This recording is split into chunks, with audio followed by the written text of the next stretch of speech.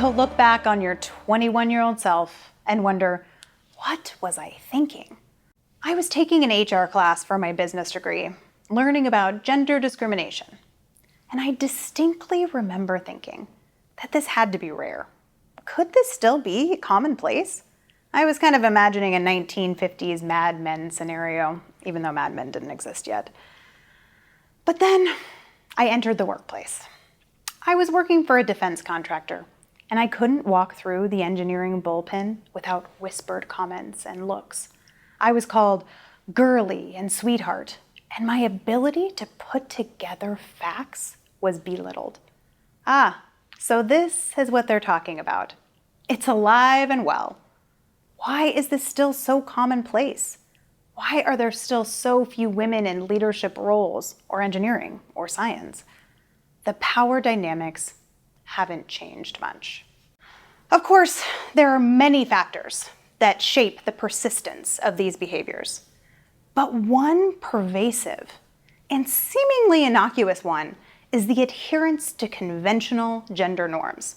This gives rise to the idea that women are and should be gentle, caring, appearance-focused, while men supposedly are and should be strong, stoic, and unemotional. But let me tell you a bit about myself.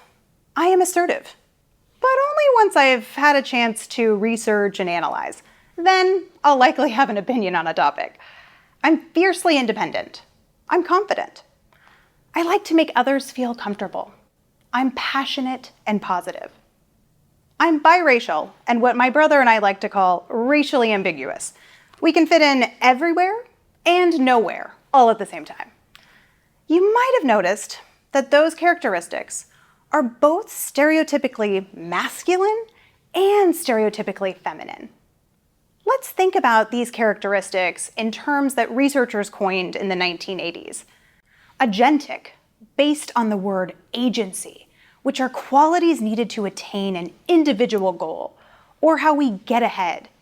And on the other side, the communal qualities that are related to relationship building and how we get along.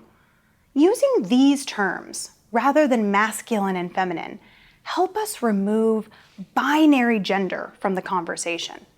Using masculine and feminine would imply that we need to singularly fit into one of these groups. Take myself as an example. People don't fit into these gender norms of masculine and feminine, or even the norms of Black, white, Asian, Latinx, LGBTQIA. Those demographics don't define us. We hear the word stereotype a lot, but what does that mean? Basically, we've categorized people into groups and associated a set of characteristics to those groups. For me, it's easiest to think of them in terms of the pictures in our heads. So let's take a moment and let's consciously think about what we picture. Are you ready? What do you picture when you think of a leader, a CEO, a doctor, a scientist, a mountain climber, a nurse? Well, not all CEOs are tall, handsome white guys with salt and pepper hair, and not all scientists are old guys with white lab coats and glasses on. So on and so on. We are inundated with these pictures every day. Movies, TV, advertisements, books, magazines. Women are kind and compassionate, caring and nurturing, good communicators. Gay men are seen as feminine, Black men as aggressive, Asian people as quiet. It's hard not to have these pictures continuously re-emphasized. As a woman, you've probably heard the advice that you need to be more assertive, toot your own horn more, voice your opinion, have more executive presence, whatever that means, because it's very ambiguous. Essentially, we're told that we need to act more like the stereotypical man. And I say stereotypical on purpose, because not all men want to act that way. It doesn't come naturally to many.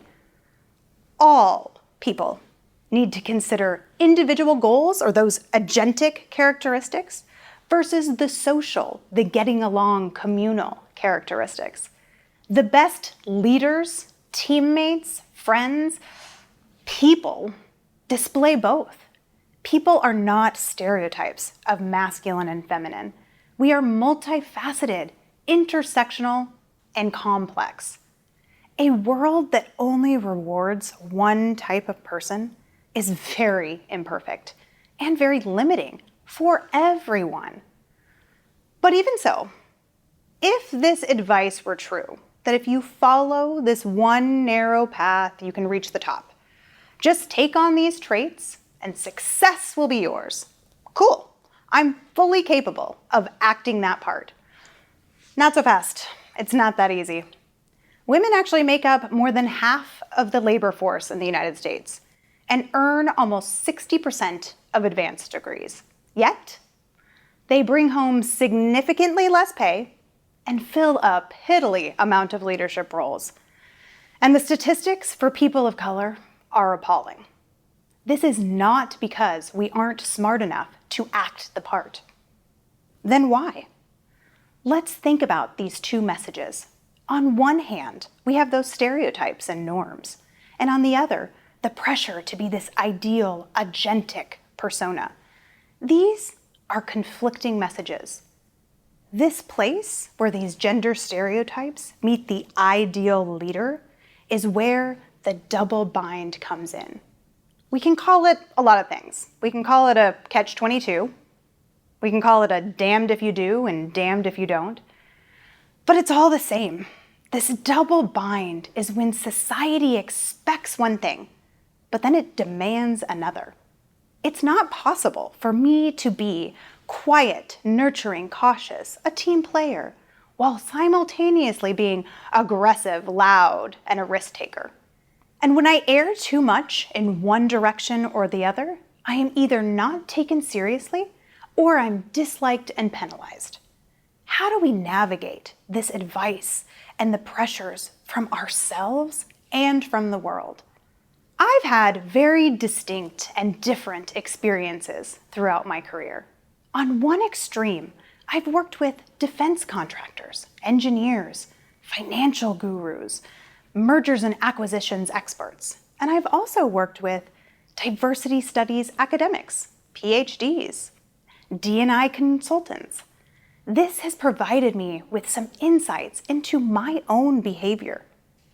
These are some of the techniques that I used from early in my career to succeed in a world that constantly sends women and women of color mixed signals. Looking back, I can see a pattern of critical feedback and indicators that were given about how I should behave and act. I should organize the birthday parties. I should take notes in meetings and be careful not to offend anyone. That I was just so peppy and energetic. Those words aren't necessarily negative, but they don't sound like a description of any senior leader I've ever heard. For some, this is the only feedback they ever get. Just vague criticism, comments on style. Research actually shows that women get 2.5 times as many references to being aggressive and only 1/3 the feedback linked to business goals. So what are we to do? The most important piece is to define yourself. Don't let others do it for you. When I was called peppy, I had a visceral reaction, but I could see where they were coming from. I am positive and energetic, but I don't want that to be the image that perpetuates. This is about defining myself. If someone calls you the wrong name, the wrong pronoun, an incorrect title, or age, you should correct them. Sometimes it's a little awkward, but it's recognized as the acceptable thing to do. This is the same. This description is inaccurate, and I correct it. No. I'm not peppy. You can say passionate, positive, pick another word. I've done this several times, and every time I see a thoughtful look cross the person's face, and they nod and agree. I can actually see a shift in their thinking. So take the time to think about who you are. Understand your style, your strengths, and what you want and need your image to be. It shouldn't be the same as mine. Find your own personal balance of the getting ahead and the getting along. I sometimes think about how off-putting I find that aggressive go-getter bro, and I don't want to emulate that, even if it was going to be rewarded. So take a path through this double bind that reflects you, your strengths, and who you want to be. If we merely enter the workforce and don't bring our authentic selves, we are not bringing our diversity, our value, our unique perspectives.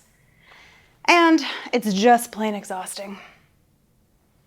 So I knew that I didn't enjoy taking the notes or planning the birthday parties, nor would they advance my career.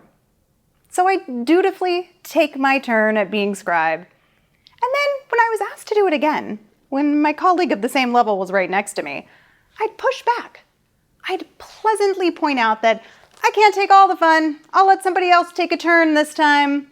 So I'd push back on those stereotypes in a way that allows those who might have fallen into the gender norms unconsciously to realize and change their behaviors.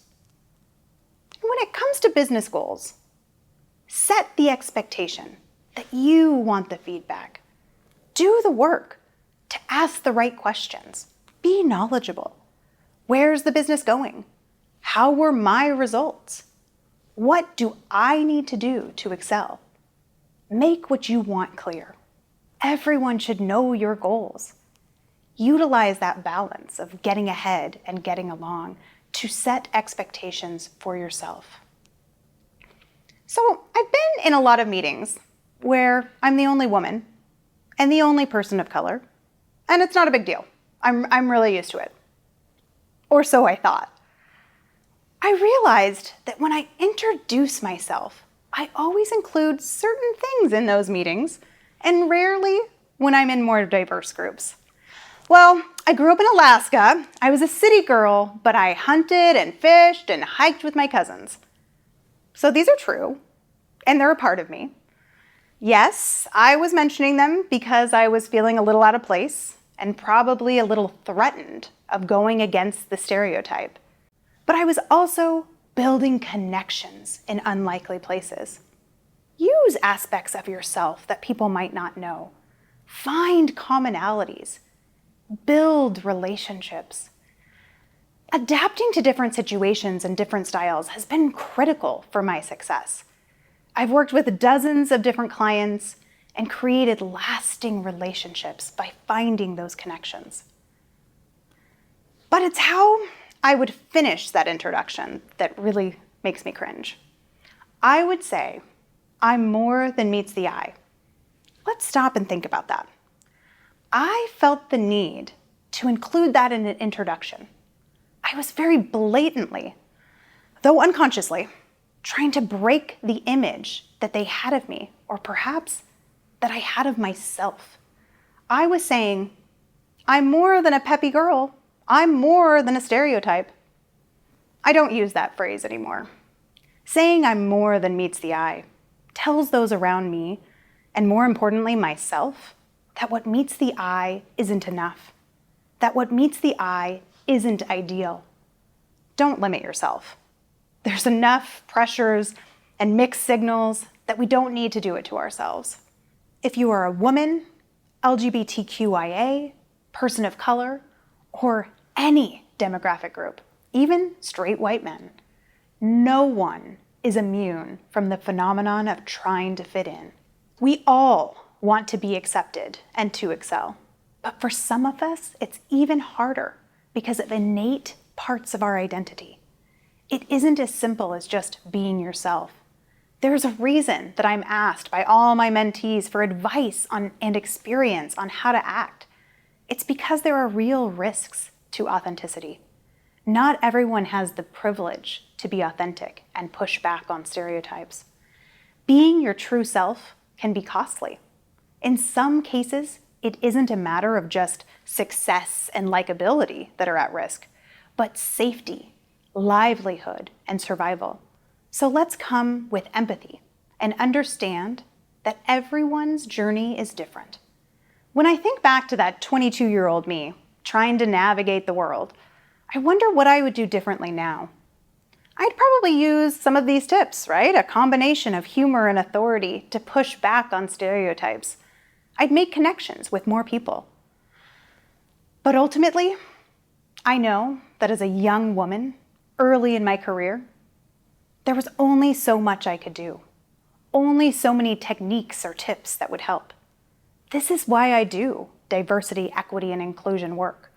We need the world to continue evolving, for organizations and leaders to block bias in processes and in their own decision-making, to create cultures that are inclusive and allow all types of people to thrive. I look forward to seeing a day where we aren't faced with conflicting messages and the double bind, where we don't need tips and tricks to handle it. But in the meantime, I'll leave you with mine. Define yourself. Don't let others do it for you. Do the work to figure out your balance of the getting ahead and the getting along. It will inform how you handle so many different situations. Address stereotypes. Find the way that works for you. For me, it was that humor with a little directness. Build connections. A network and a support system are critical. Set expectations. You know the business. You know your role. Ask the questions you need to be successful. Don't limit yourself. There is enough externally that we don't need to do it to ourselves. Thank you.